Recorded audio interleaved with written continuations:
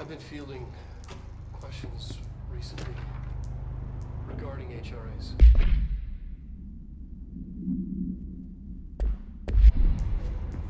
What are they for? Do you always need to wear them? And what's the deal with the hadron resonance anyway?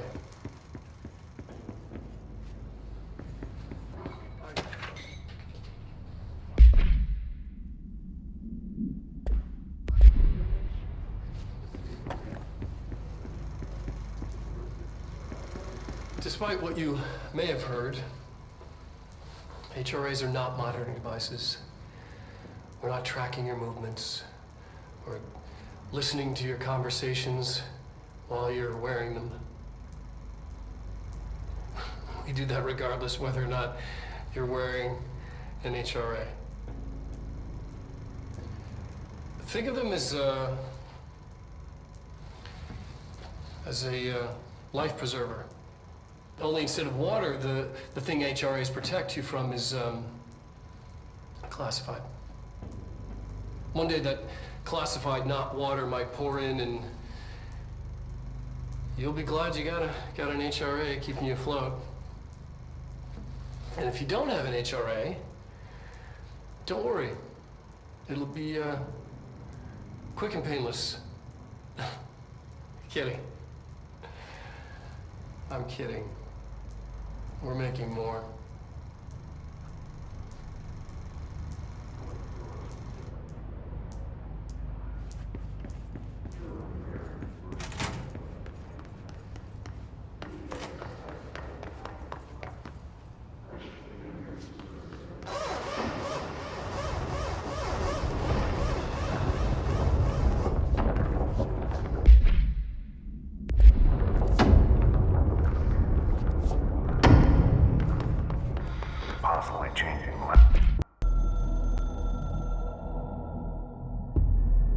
I'm averse to using objects of power. I don't want to lean on things I ultimately can't trust. But the ashtray and the cigarette, smoking there forever, have their uses. The ashtray maze they conjure is an impossibly changing labyrinth that no one but the binder, and those the binder invites, can ever pass through. The things we hid in dimensional research, the things Darling studies, the danger and the risk involved, call for every measure of security and protection I could bring to the table. The maze, hands down, is our strongest lock. I gave Darling and his chosen crew license to pass through the maze. Lately, I've started to think I should revoke that license.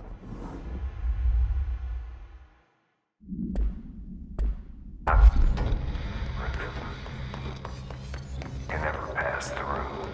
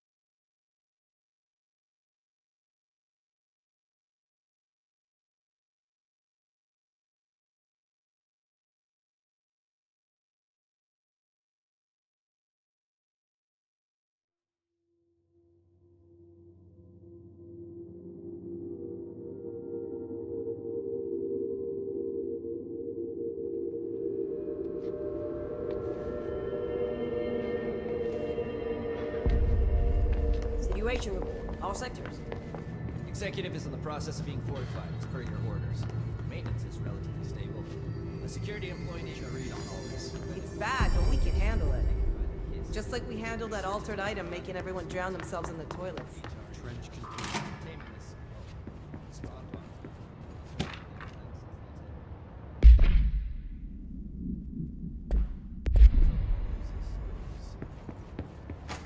Let's hope.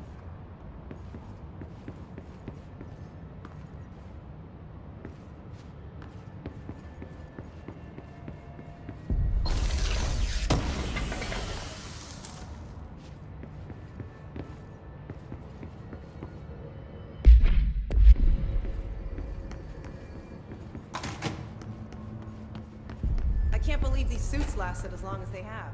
Ease off. We're all in this together. Bullshit.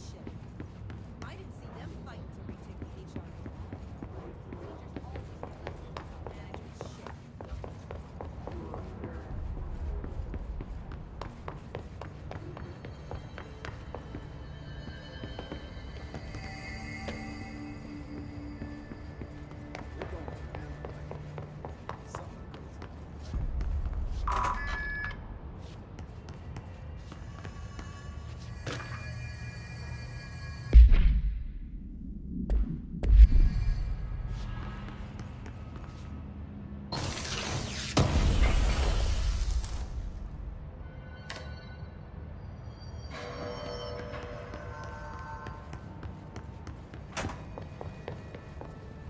This is Lynn Salvador, head of Bureau Security.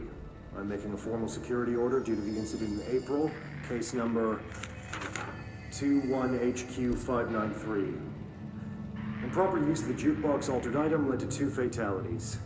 We believe a pair of agents used the jukebox to travel to the quarry threshold and engage in inappropriate workplace behavior. An expedition team found them decomposing at the formation's base a week later. At least we found out the jukebox doesn't bring corpses back when the song ends. I'm having the jukebox placed in a secure location in the executive sector. It should never have been accessible to low clearance staff in the first place. The new location's security and proximity to a high traffic area will prevent misuse, while still allowing for expedition teams to access it when required. See me for any further details. No hiss followed you in, right? It's ridiculous. Pope's grasping at straws. Why? If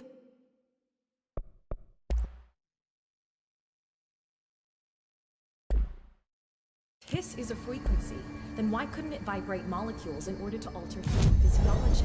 It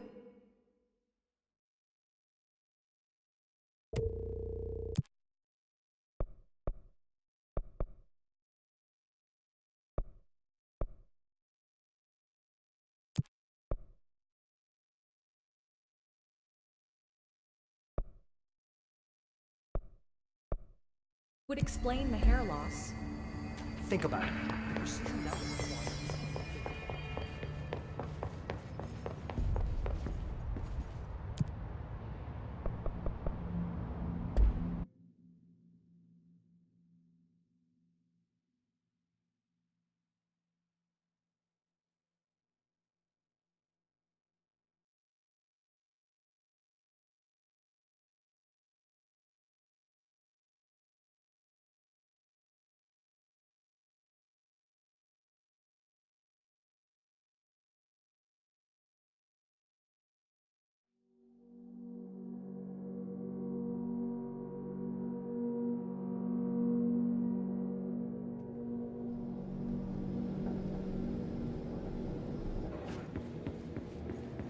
Containment sector. The containment sector, the Panopticon, is home to the altered items we find and contain. It is a maximum security prison. It's a vault for the most valuable treasures on Earth. It's a powder keg big enough to blow this world to dust. A temple, a place of worship filled with idols of angry gods. It's all of these, and none of them. It's something more profound, unbelievable, unknowable, something worse. Altered items. We've found many. They appear mundane, but nothing could be further from the truth. They're all powerful, dangerous. They press heavy on our minds because that's their nature. They've been altered because we can't stop thinking about them. We put them on altars because they're used to being worshipped. This keeps them calm. We contain them, but they don't want to be controlled. We study them to discover what makes them tick. If this place were ever breached, it would be chaos of biblical proportions.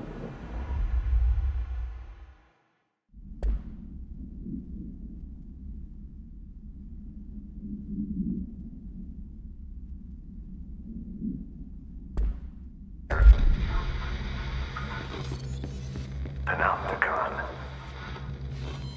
Altered items. Maximum security prison. Dangerous.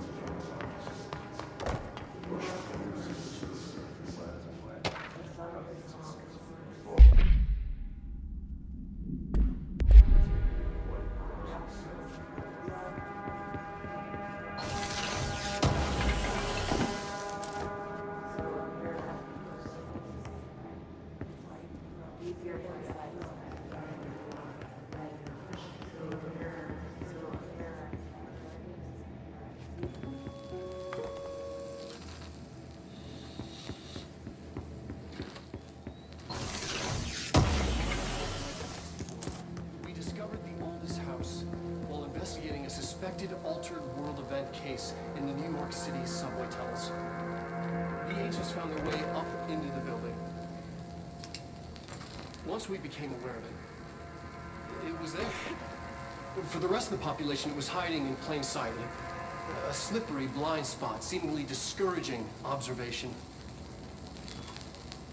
It's a place of power, an ongoing AWE of its own, seemingly adhering to its physical outer constraints and yet constantly breaking the known boundaries of reality. It's unstable, shifting. Note, for more details on control points and the research and process to stabilize and secure the core sectors, refer to a separate presentation. After extensive research and investigation, the Bureau made the building its headquarters on November 13th, 1968. The Federal Bureau of Control was never out in the open. This was always an obfuscated, classified top-secret operation. So imagine our surprise when the building's observation-resistant aspects began in some unquantifiable way to affect the Bureau as a whole.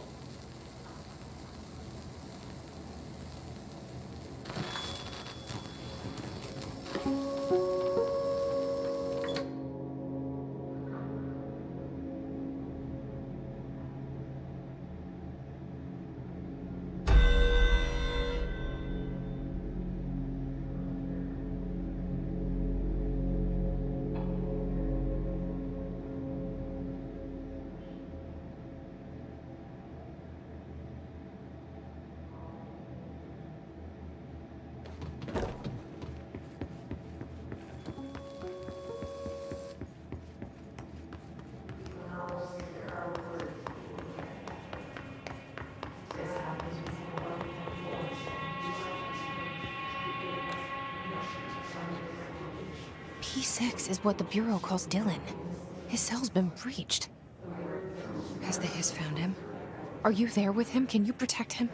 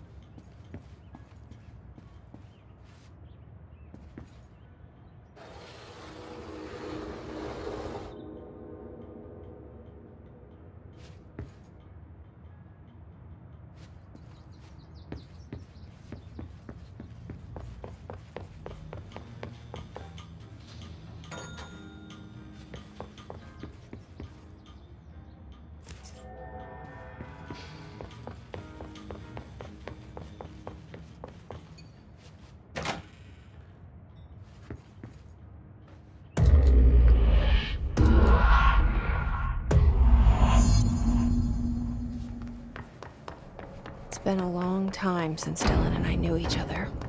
I've wondered about him. What kind of man he'd grow up to be. If things as hard for him as they were for me. Maybe in here, they were even harder.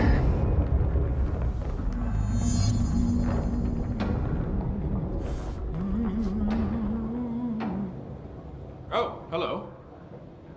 Is there something I can help you with? I'm Jessie, the new director. I need to get inside. New director? Right, well, okay. Hello, I'm Frederick Langston, the Panopticon supervisor. It's not the best time for a tour. We have hiss everywhere, numerous cell breaches, and system failures across the board, but you're the director, so here we go. Founded by Zachariah Trench, the Panopticon is our state-of-the-art repository for all altered items. I don't have time for objects, this. Power and... I was told Dylan Faden was kept here. Can you help me find him? Faden? Sure. Darling wanted him somewhere secure and isolated away from people. He's in the maximum security cells, upper level. But there's currently a pressing matter, ma'am. We've got an object of power loose in there, and it's wrecking the place. The Benikoff TV, it's a real doozy. Salvador took a team in to handle it, but no one's heard from them for hours. This is a Category 5 OOP we're talking about, and if we don't contain it soon, it will tear the Panopticon apart. And we don't want all those altered items getting loose, ma'am. No, trust me. Dylan's in there. Open the door, Langston. I'll handle it. If you say so. I usually tell first-timers not to touch anything, so, just do that. Here, I'll get the door for you. And please, ma'am, call me Fred. Thanks, Langston. You guys didn't bring, like, checkers or anything, did you? Any active duty security personnel found engaged. Is the TV back in its box yet? There's no rush or anything, it's just, you know, an ongoing concern. Do you like working at the FBC? Sure. I mean, yeah, the drama's a bit much, but I get better benefits here than I would over at the Postal Service. I checked. Better healthcare. That's not to say I don't like my job, ma'am. Been here over 15 years. No one knows the Panopticon collection better than me. I'm, close to them, in a way. I can't tell if that's creepy or normal here. How do you keep the altered items under control? It depends on the item. Each one has different needs. Ritualistic touches go a long way. Singing to them. Did he say Flipping the singing? lights 3 times, that sort of thing. It's not superstition if it works.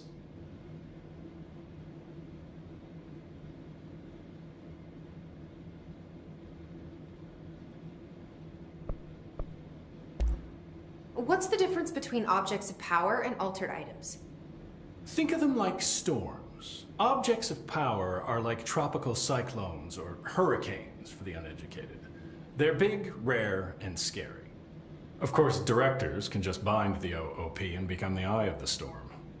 Altered items are more like weird thunderstorms. Some may rain frogs, some may rain corn, but they all rain something. And how does the hiss factor into all that? It's changing them, making them aggressive. Now they're all raining, I don't know, knives. Knife rain. Nice metaphor. Did you work closely with Trench? Oh, he spent most of his time with Darling and all them. The inner circle. Not that I care. Trench certainly had his favorites. He did stop in occasionally to scowl and smoke. Did you know the Bureau has a no-smoking policy? It does. Just not for Trench. Still, he is the one who put aside funding for the Panopticon. The man did have vision. How did you get this job? Started as a junior agent because my uncle knew a guy. From there I got put on a desk until an accident left the containment sector severely understaffed. At which point I got bumped up to management. Put in a steady 8 hours a day for another 10 years and voila, supervisor. I just picked up a gun. Or a gun picked me.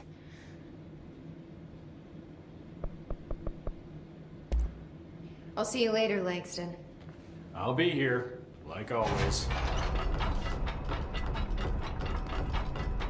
The Panopticon. Dylan's close. But that object of power might wreck this place before I find him.